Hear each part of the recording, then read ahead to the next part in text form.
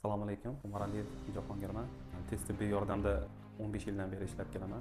Hayotimizda ko'p voqealar bo'lgan. Ulardan biri hozirgi juda ko'p uchramoqda.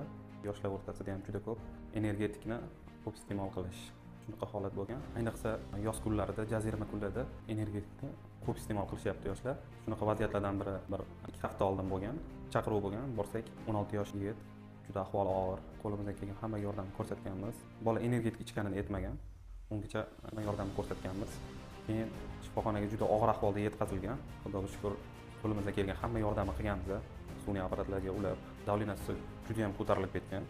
Yosh 16 yosh yigitda davlena 180-100 bo'lib ketgan. Keyin bilsak, 6 ta energetik ichgan bo'lgan. Tez tibbiy yordamda birinchi tez tibbiy yordamni ko'rsatib, shifoxonaga eson-omon yetkazgan bo'lsa, maslahatim energetiklarni ichmaslik. Agar shunaqa og'ir holatlar, hayotga xavf soladigan holatlar bo'lsa, 1299 tez tibbiy yordam shifokorlariga murojaat qilishingiz mumkin. 1299 o'ylaganingizdan tezroq keladi.